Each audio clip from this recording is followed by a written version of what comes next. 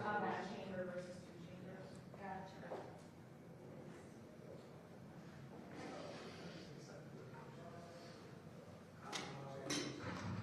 I think that's, I joined the resolution means like means require the governor's signature. Current resolutions are just sort of like the, expressing opinions and. Oh, the celebrating joint resolution the- is like the wine signature. So joining was more like a law. Huh. Well, just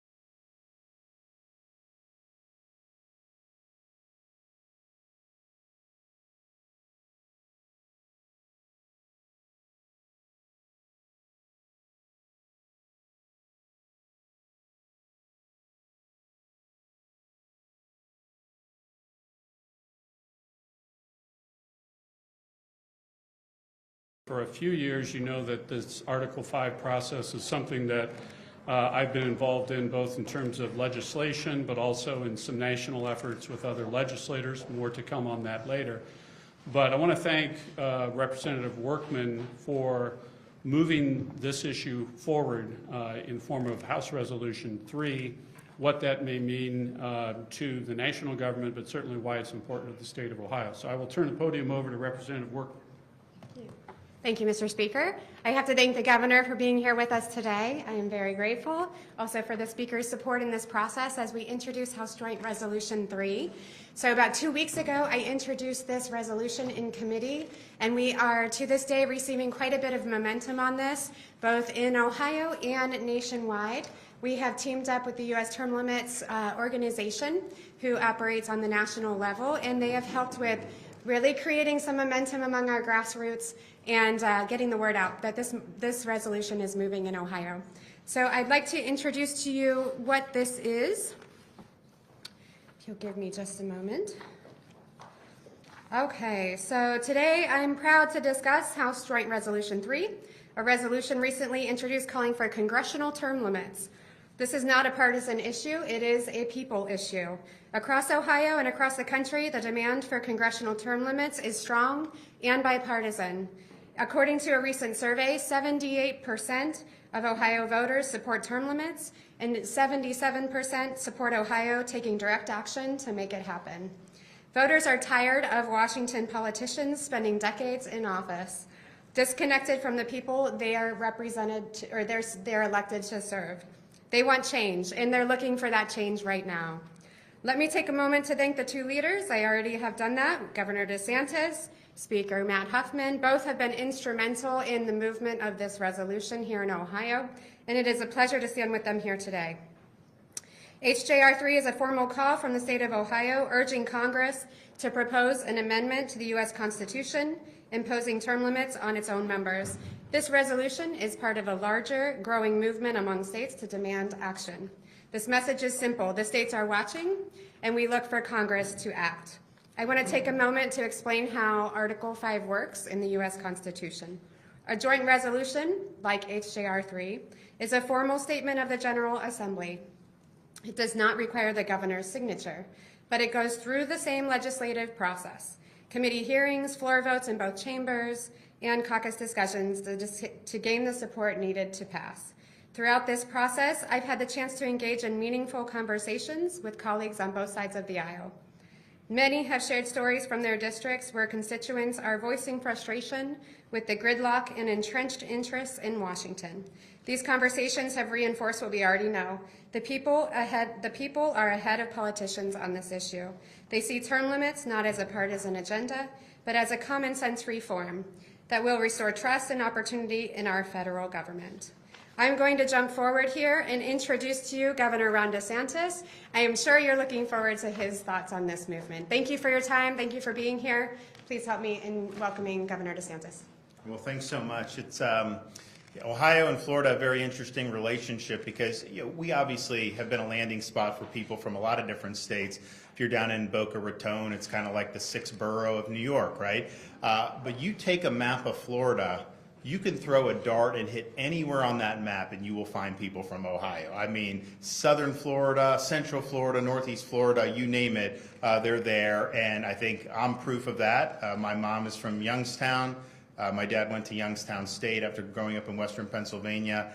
And my wife grew up in Troy, Ohio, and both of her parents are Ohio State Buckeye graduates. And I do extend my congratulations for the national championship victory. There was a time when that national championship really went through the state of Florida. It's been a while since any of our schools have been at that level. We think we may see something out of the Florida Gators this year. We had high hopes for the Seminoles a couple years ago, so we'll see what happens. But we do have a lot of similarities, including on political and governance. And this term limits movement is something I've been a part of for a number of years.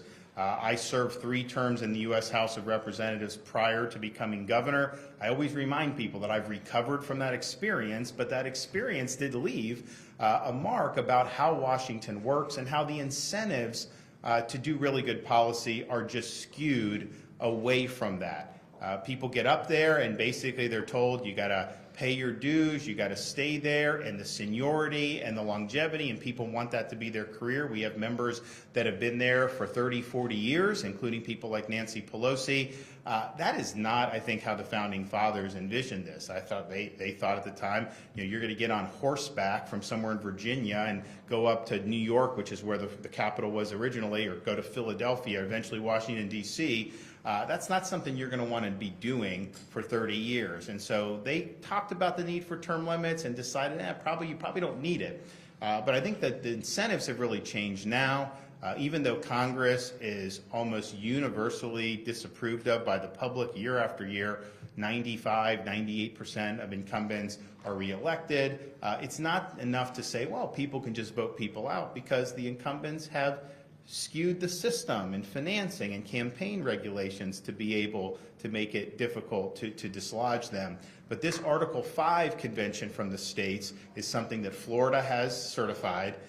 We now have more and more states, up to 12, and this really just started a few years ago in earnest. Ohio is naturally the next state to take this on and do, and I think it would be important to advance the movement of term limits, but I also think just Ohio being an important state politically in the history of our country, but certainly right now in modern and with the modern Republican Party, it being one of the strongest Republican states now that has a large population, I think symbolically would be really, really important. You look at the national debt, you look at the lack of productivity in Congress. I'm also a supporter, full disclosure, of the balanced budget resolution that Ohio has passed, Florida's passed. I think we're now up to 27, 28 states. I think you're going to end up seeing that get into the 30s very soon. I think the incentives for them to basically bankrupt the country are strong. If you had a balanced budget amendment, it would change the incentives. If you had term limits, it will change the incentives. You know you have a limited amount of time, so make something of it. Do some big things that are actually going to leave a legacy that you can look back on. And I also think it's important that you serve in the House, you serve in the Senate. That's great, and do that, but at some point, you ought to live under the laws that you pass and see whether that was good work or not. And what happens in modern Congress, once they get into that, they kind of become part of a separate political class that's not really ever back in normal society in many instances, because even when people serve 20, 30 years, a lot of times they just stay in Washington after that. So this is a very positive reform. I think if the founding fathers were here today, people like James Madison would support term limits, giving all the changes that have happened over these many, many decades. And I have never seen an issue, and Representative Workman hit it right on the head, it's not a partisan issue. Republican, Democrat, rich, poor, male, female, black, white, it doesn't matter.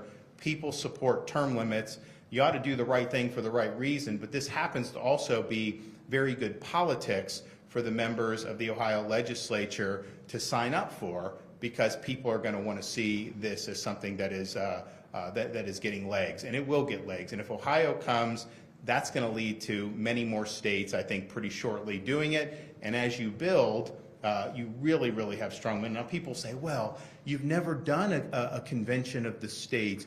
Could you have a runaway convention and just have them write an entirely new constitution? The answer to that is basically no. There's two ways to propose amendments. The Congress can propose it with 2/3 of each body, or the states can propose it with 2/3 of the states, which would be 34 states. So you can do that. Ratifying it is the same no matter if Congress or the state proposes it. It requires 3/4 of the states of this country, 38 states, to ratify an amendment to the Constitution. I don't think 38 states are going to ratify the work of a, quote, runaway convention. But even if you're concerned about that, there's nothing preventing Ohio, if they certify this, for putting restrictions on what the delegates are allowed to do. You can have the governor recall delegates that are straying from that. I don't think it would come to that. I really don't. Term limits is popular. It could absolutely get 3/4 of the states to be ratified. You know, really crazy changes, like, you know, people have talked about, oh, they could go after the Second Amendment. None of that is going to have any chance to get ratified. So I don't think it's an appropriate concern. And I also think if that's a concern you had, you're basically saying that the Founding Fathers got it wrong. I think the Founding Fathers got it right. I think they knew that constitutions periodically needed to be amended, not something you should do lightly. It's not something you should do every year, but sometimes they needed that. And if you lodged it only in Congress, if Congress was the problem, then the people would have no recourse to make the changes that are necessary. So the states created the federal government, not the other way around. It was only natural that the states would also be able to propose amendments to the Constitution, understanding that no matter who proposes it, the states or the Congress, 3/4 of the states ratify any changes to the Constitution. So I commend the Speaker, I commend the representatives here in Ohio for doing this. This is kind of a passion project of mine. I've been involved in this issue for a number of years. I've rarely seen an issue that no matter what audience I'm speaking in front of, will get a more positive response in any part of the state of Florida, or heck, any place I've been in the country where this has come up. People know that this is the right thing to do. So I look forward to seeing progress here. If there's anything we can do to help in other states, I'm willing to do it because I do think it's important for the future of the country. And with that, we'll take some questions. All right, we'll start with Nick. I guess you said that there would not be a runaway convention, but you did also just mention the idea of like the balanced budget amendment. So, I mean, you already had mentioned that there Well, that's separate. So it's a good. If you start it up, I mean, what's going to stop the people that go into the convention from taking up both, right? Well, I think if both were certified, then that would be fine. If the balanced budget doesn't have the certification, then it should not be considered. But I think it will. I think balanced budget can get certified too. So it's potentially both. Now, we've also said to people that are concerned about what would happen if the states met and wrote an amendment in a convention. The reality is this has never actually been done before, because any time an amendment's gotten close, Congress responds by basically writing one of their own. So I really believe on balanced budget, we're in the high 20s. If we get to the kind of 32 states, 33, I do think you'll see Congress respond by writing an amendment and then sending that to the states for ratification. And I honestly think the same thing will likely happen with term limits. If we get to 30, 31, 32 states, I think they're going to want to control that. They're going to want to write an amendment and then send it to the states if they see it. So I do anticipate in both instances that you would likely force Congress to act prior to getting the 34 states. I just think practically that will happen. But I'm also not somebody that believes somehow the states aren't capable of proposing an amendment. I think the founders put that in for a reason. I think we absolutely could propose it. And then I think the states, once it's written, once it's passed by the states on that initial proposal, then the states can debate it in their state legislatures, just like we've done every constitutional amendment that's been ratified in this country's history. Andrew. When out of state politicians come here to talk about stuff, it often makes me wonder if they're running for national office. You've run for president once before. Are you thinking about doing that again? This has nothing to do with running for anything. I've been involved in term limits for probably 15 years now. I've done this as a congressman. I was the one that introduced the U.S. term limits resolution to pose limits on members of Congress. Didn't get a whole lot of support in Congress, as you can imagine. And so since I've been governor, anytime I've had an opportunity to do it, I've done it. So I wouldn't read anything into it in terms of political. I will be doing this term limits thing until we get it done. Jeremy. Mr. Speaker, do you favor legalizing iLottery, online poker? We're just going to talk about this. Ask me that tomorrow after rules if you'd like to, if that's okay. All right? Governor, do you expect to actually get to 34 states on this, or are you building momentum to try to get Congress to act on its own? So I think that if we build the momentum, I do think Congress will act. Now, I'm fine taking it through to 34, but the reality is I know how these guys operate, right? And so what they would do, so say you have the amendment, 3 terms in the House, 2 terms in the Senate. So that's 18 years someone could serve. That's a long time, big portion of someone's life. Say that's getting momentum. I think what they would do is see the writing on the wall. They'd probably do something similar, but they'd probably grandfather themselves in. So if someone had been in for 20, it wouldn't attach until the new representative gets elected. So there's a lot of permutations where they could take it, do something that would still be positive, but maybe not quite as good. But then people like me would just say, well, a bird in the hand's worth 2 in the bush. I mean, the amendment process, if you do an Article 5 convention, would take a lot of time. If we get a dozen states to come on board pretty quickly, that momentum's there, and you get into the mid-20s, and then all of a sudden Congress is going to notice, it would be easier if Congress just wrote it and passed it, because they can do 2/3, and immediately that goes to the states, and then let the states decide. If you actually got to 34, Then you'd have to have the states meet, they'd have to write it, and then they'd have to approve the proposal. Then you still have the states that would have to turn around and either vote yes or no on ratification. So practically speaking, if we could pressure Congress to do the right thing, that would be the easiest route to go to get it. And look, I'm confident 38 states would ratify term limits. There's some other things that I would be supportive of for changes that I recognize may have more of an uphill battle. But even in states like California, voters have embraced term limits when it's been put to them. So I feel very confident that it would get 38 states. I've not seen an issue that's polled above 80% consistently, literally for like 3 decades. I mean, it's incredible the amount of support you have for term limits. Jim? Does Florida have term limits for state offices, and how would that compare to what you have in mind for the federal level? We do. So it's interesting.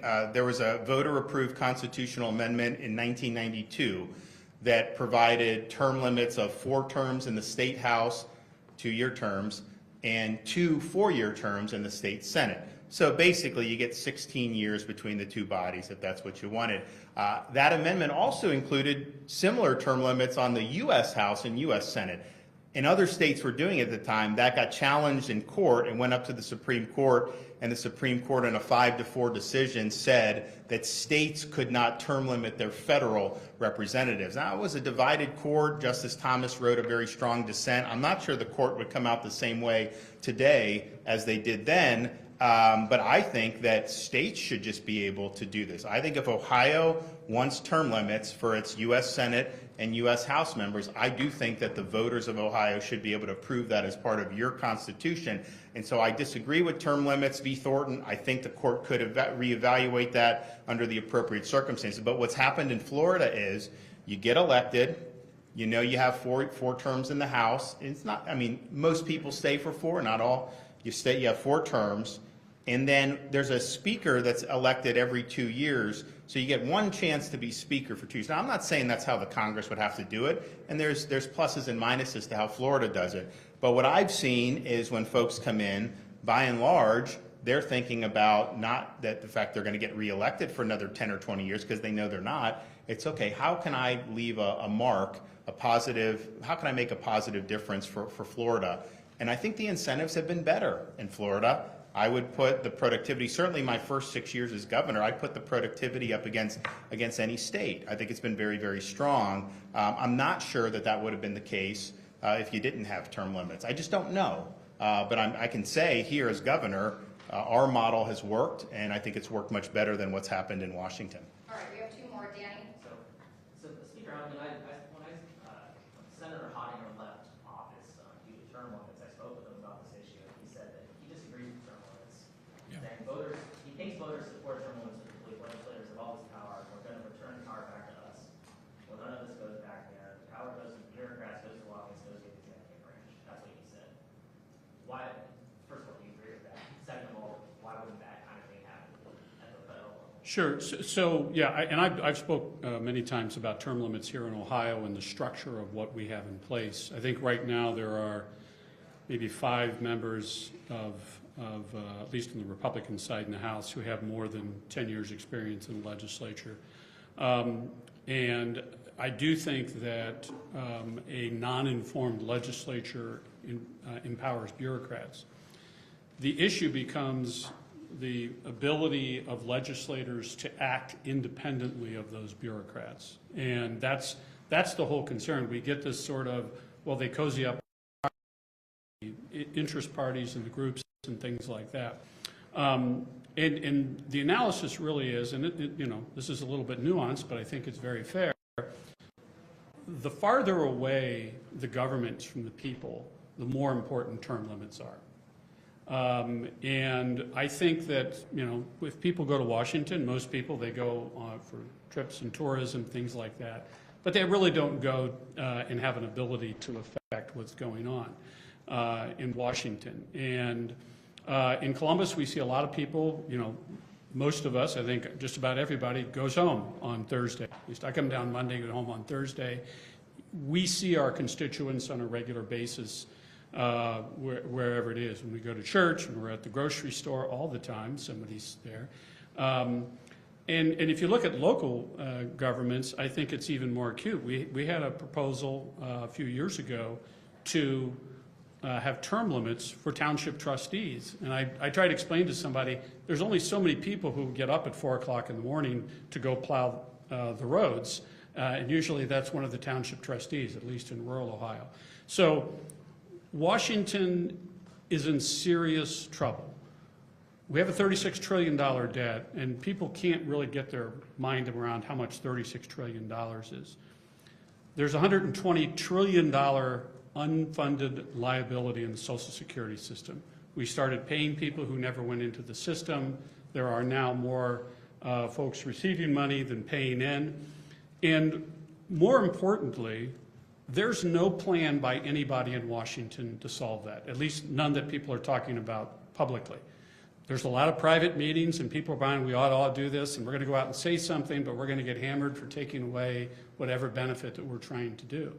So I have, you know, when Ronald Reagan did this in the 1980s for a balanced budget amendment, Congress acted before he got to 32 of 34 states. Congress acted, they passed the Graham-Rudman Act, and if you all remember, that resulted in a balanced budget for the federal government. It wasn't that long ago when only spent as much money as it had. Frankly, September 11th, 2001, all of that's out the window. So I think former Senator Pottinger, a lot of that is very valid, but it's not valid, in my estimation, in the current, at the federal government level. And then Okay. Sarah, you Well, want to- just before, I mean, I'll take it, but I hear this stuff about congressional term. People say, oh, well, then the lobbyists are going to run it. Then the staff is going to run it. Who do you think has been running it now? When they do these omnibus bills, do you think that's something that all 435 of these House members are actively debating? Of course not. They are locked in a room with a cadre of staffers, maybe a handful of members.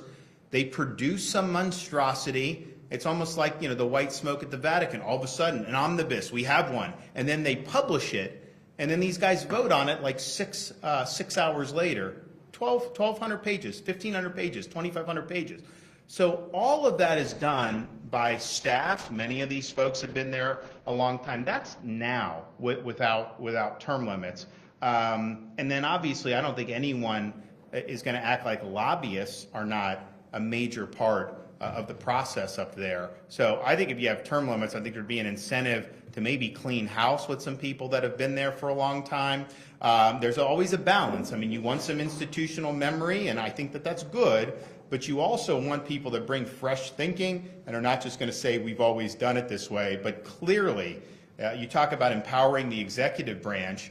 We have a massive, unaccountable fourth branch of government with our federal bureaucracy. The president's trying to exercise and reassert Article 2 authority over that. I think he's right to do it. Obviously, there's a lot of issues that the courts are trying to get involved with to try to stop that.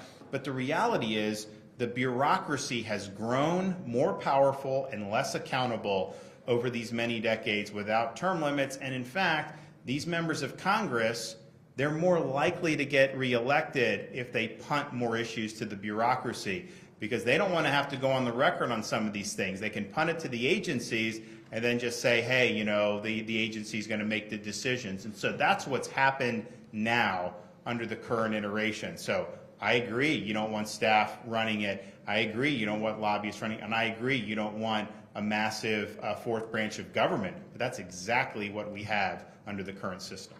All right, last question, Sarah. Governor, our term limits in Ohio and the state legislature in some ways are in name only because you can be elected to the House and then the Senate and then back to the House. Is that how it works in Florida? And Speaker Huffman, you've served for 18 years now and just recently were reelected to the House. So do you think it should be stricter? So Florida is exactly that. And actually, it got even worse because our Supreme Court just issued a decision. We had a member of the state House who had previously been termed out of the Senate. So she served 2 4-year terms in the Senate, was termed out, ran for House after that, got elected. Then the senator resigned a couple months after the election. So then she went and she got elected. You know, there was litigation about whether she should be on the ballot. The Supreme Court said that she could be on the ballot. So it's even worse. You can do 8 years in the Florida Senate, have a placeholder win, they can resign, and then you can run. So you're basically doing consecutive years, and that's what our Constitution says. So I think it was a bad decision, but I think that the way it was drafted initially back in the early 90s, it's susceptible to that type of interpretation. I believe that the Article 5 proposal from U.S. term limits would likely be, similar to like the presidential term limit, like you could this number of times, and then that's it. I don't think you'd see ping-ponging back, but that is in Florida, and the members that have done that, short of this more recent example, are allowed to do it. All right, thank you all, appreciate it. Appreciate it. Thank you. Thanks so much. Thanks so much. That's great. Yeah, we can be helpful. Let us know. I think it's important.